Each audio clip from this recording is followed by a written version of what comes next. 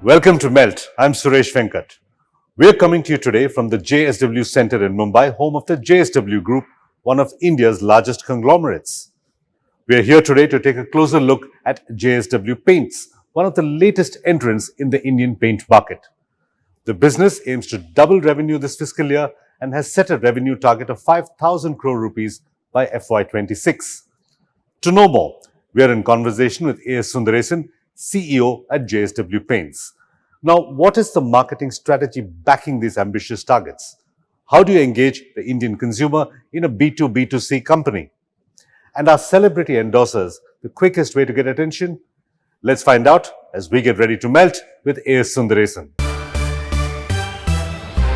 Sundaresan, welcome to Melt. Let me start with the first question. What does it take to build a brand in the paint space?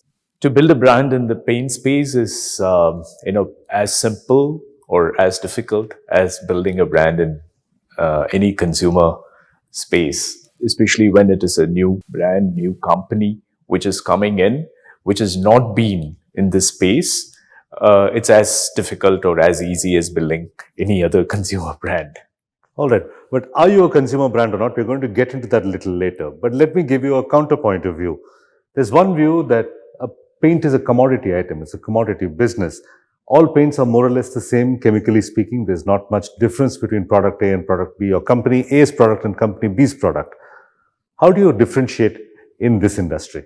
So that is at the root of the problem in terms of how the relationship between consumers and paints is or has been, over the years.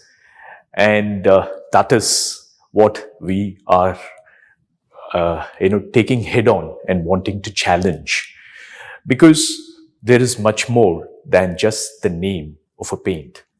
And the irony is, despite companies having worked in this space for a long time, the consumer, like what you just now articulated, it probably considers it to be a commodity, or is just satisfied by just choosing the name of a paint and a color and stops there, and which is what we are aiming to change. Okay, then let me ask you, what are JSW Paints' key differentiators vis-a-vis their competitors? I'm not going to name any of the competitors, but what are your differentiators? JSW as a group has always entered an established space, and which is considered to be mature and which is considered to be already, done and dusted. And has tried to breathe some fresh life into how things can be done in that space from a business side, as well as what can be done to a consumer in terms of a value creation side. As a new entrant, and I'm particular about saying that we are not a late entrant, we are a new entrant in this business. And this is the first time a big group like JSW has got into the paints space. We believe it's our responsibility and it's our role to look at all those things which companies are not doing, all those things which are happening in the international space, which is not being taken to the Indian consumer, clearly bring about a whole range of transparency into things which are very opaque in the paint space, so that the consumer is better informed, is aware, and makes a far more informed choice when it comes to paints and painting. So that's at the core of what we are looking to do in terms of bringing about a differentiation vis-a-vis competition to what JSW Paints is.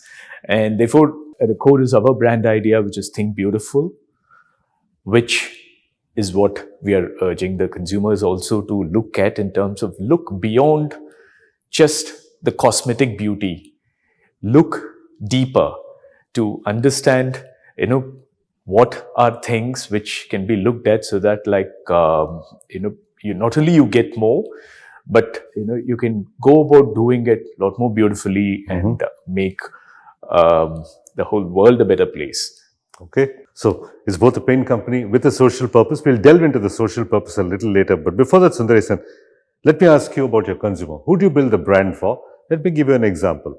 Suppose I build a house and I want to paint the house. I could be your end consumer. or hire an interior designer architect, they specify the paint, they could be your consumer, or the interior designer hires a contractor who then specifies the paint.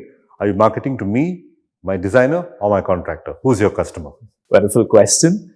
Of course, our prime target is the end user, end consumer, because what we are making is finally for their benefit. They are the ultimate beneficiary. So the end consumer, as a homeowner or somebody who is getting their offices or commercial space or something like that done.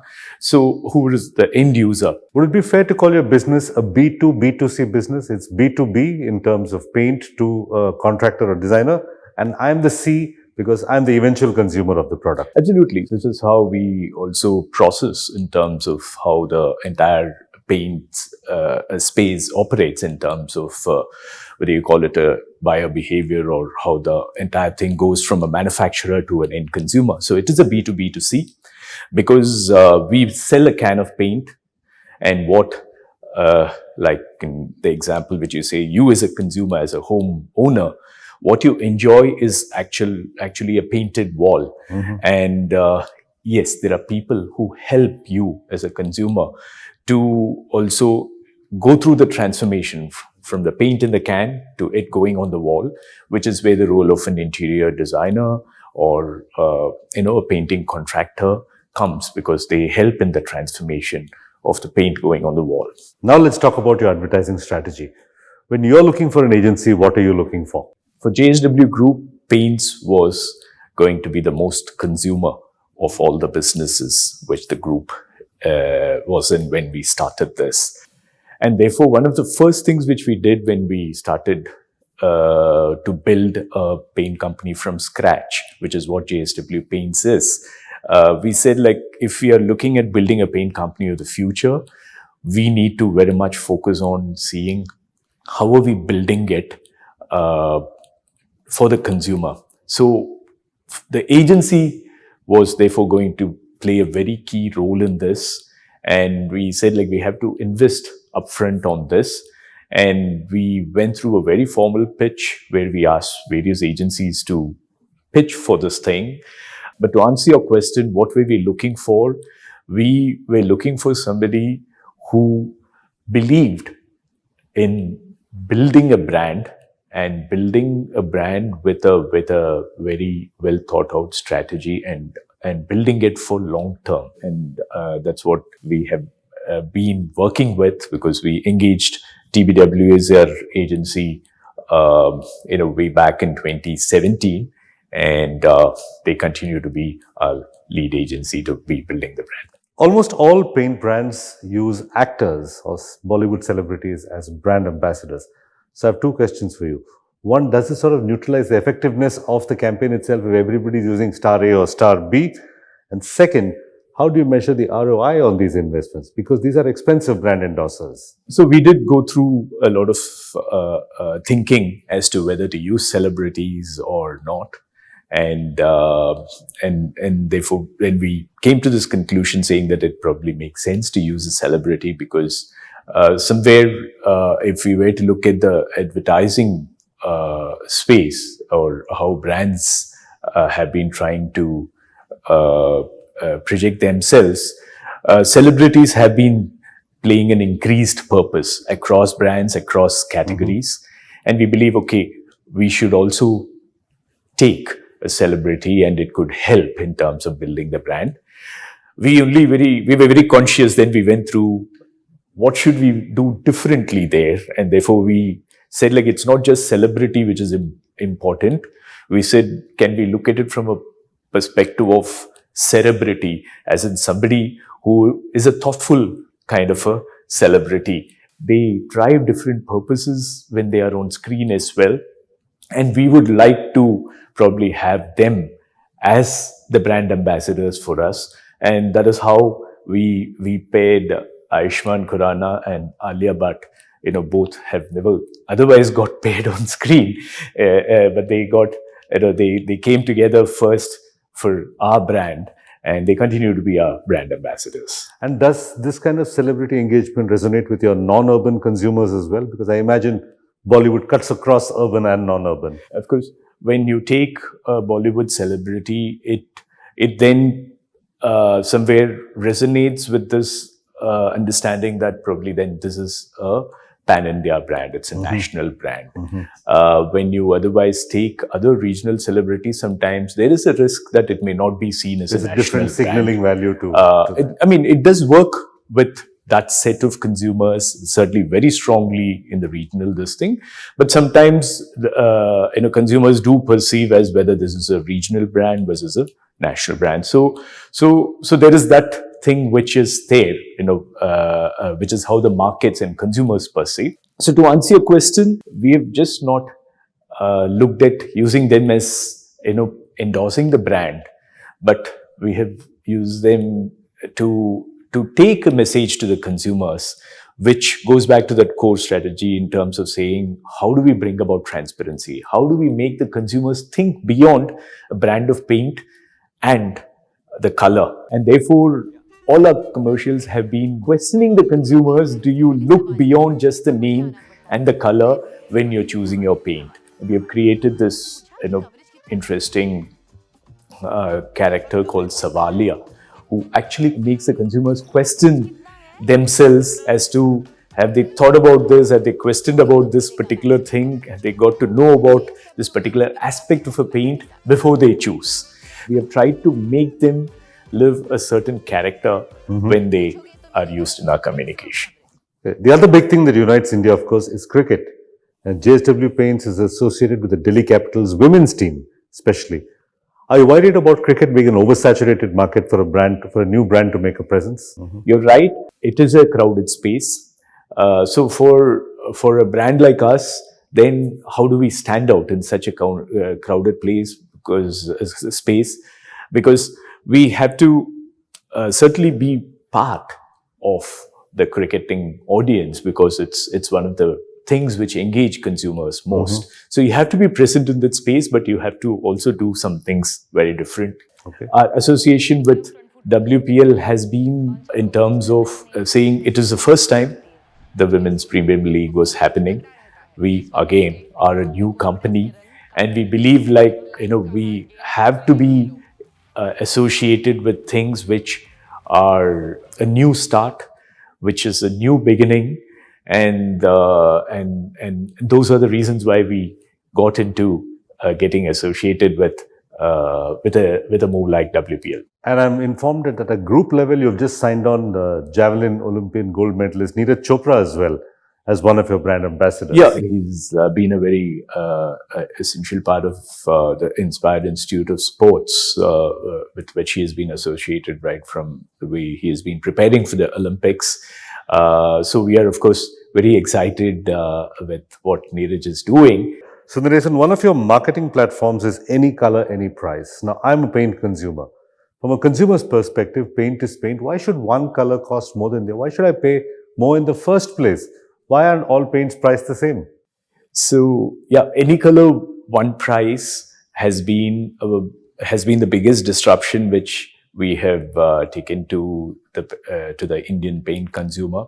That is how most of the paint market was 20 years back. But over the last 20 years, the paint market has somewhere gone away from it and made every color priced differently. The sad part about this entire thing is the consumers are not even aware that this is happening, which is what I was talking about, the entire opaqueness which is there in the system. And therefore we felt, and globally if you see, it's any color, one price. It's only in India that you have this kind of a differential pricing, which is unfair on an Indian consumer who likes a lot of color. A lot of parts of the West, they don't use so much of colors. They are more muted, neutral, soft whites, etc. Whereas Indian consumer likes color. We like it. But despite that, it's so unfair that, companies have been doing this, and we felt like this is one thing which we need to call out upfront, and that's what we have gone. And it's certainly one of the things, the moment a consumer becomes aware that this is happening, they really take us, and a lot of them thank our retailer partners, etc. Like, they've been able to give this any color one price to them. They didn't even know that such a thing was happening. We are very excited. We are very proud, and we really look forward to the time when, all companies do this. Follow this model? Because that's what is the best thing that can happen to an Indian consumer. All right, now let's tackle some controversies. You've had your share of dealer troubles, haven't you, when you started? Dealers opening, dealers shutting down. What's your dealer strategy going forward? Dealer strategy has been consistent right from the beginning. In fact, we don't call them as dealers, we call them as retailers, because we believe that paint is a business is slightly different from a lot of the other consumer businesses where paint companies directly sell to the paint shops, paint outlets. Most of the consumer businesses go through a distributor who does the distribution. Paints is a direct to market kind of a distribution. So when we are selling directly into about 1 lakh paint retail stores. Our strategy has been saying that how can we make the retailer as a partner to us to take this task with the consumers, to educate them, to tell them a bit more about what they can look for in a paints while choosing them. So therefore, we said, like, we are not looking at dealers who is just, servicing. Somebody asks for this, he just takes a can and gives it. But we want somebody who can make them understand, make them an informed choice. And therefore, we've been looking at retailer partners, we call them. Of course, our beginning, when we launched, if I were to just explain a bit about this, one of the key things which a retailer in a paint trade has to do is he has to also tint and give a whole range of colors. So he needs to invest in a tinting machine. So when we went to the market, we went to the model where a retailer can operate even without a tinting machine. So we went with a very unique, first of its kind to the market. Unfortunately, this is what actually attracted competitive action, because as easy as it was for the retailer to deal with us, it was very easy for competition to also arm twist them to saying that if you're doing like that, then they will not supply to them. And therefore, that model couldn't progress. And therefore, we had to fall back to what is otherwise working in the market, where we have to make them take a tinting machine, our tinting machine, and then the rest of the things which we are doing falls in. So that continues to be our strategy. We look for retailers who are keen to work with us, with a new company like us, who are keen to take the disruptions which we are bringing to the market, and who are willing to engage with the consumers and tell them a bit more about paints so that they make an informed choice.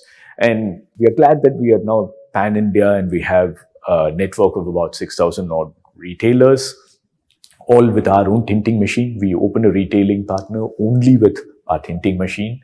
We're the only company to be doing that. So, and it's working well. It's working well. All right. Let's stay on this tone a little bit more. You're also in an intense battle with the lead competitor, the big player in the market, and you've also taken them to the CCI. Now, India is a big market. Is this a winner-take-all market? Isn't the pie big enough for you, them, multiple players? Certainly, the pie is big enough, and therefore, there is room for more companies. We also have more companies which have come into the paints business after JSW Paints went and launched, and we did whatever we did in the first year or two, and that has attracted more people to come into the paints business over the last couple of years, and there is certainly a lot of room to grow. I think the reason for us to go to the Competition Commission was something very different, which was more because we were sort of singled out and called out, and there were some actions which we felt were uncompetitive. And anyway, that is taking its course through the CCI and the process, the regulatory process there. But there is certainly room to grow. There is room for more players, and we will continue to fight the battle. To answer your question, is it a winner take it all? I would believe so. And our focus is very clear that we have to win with the consumer, and whoever wins with the consumer will take it all. And that's what we believe in. That's what we are driving ourselves towards. Now, stock markets seem to love paint companies. Every time there's a paint company listing or doing well, the stock goes through the roof. What explains this enduring love between specifically Indian stock market and Indian paint companies? Yeah, so when it comes to some of these businesses in the building material space, India is a bit different from from international markets, because there is a certain value which gets attached to some of these materials which are in this building material space, right from adhesives to paints to cement to electrical fittings to fans. So the Indian consumer certainly values certain attachment to a brand.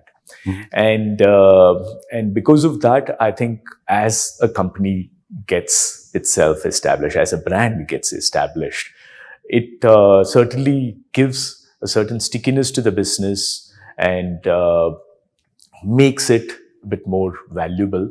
And I think that's what the stock markets are also sort of rewarding in terms of how they see, in terms of if a company is able to do a certain set of business in a space, and especially like say in the paints space, they feel like then there is a long-term value in it, and that gets factored into how they look at these companies. Also, of course, the painting cycles typically are 3 to 5 years.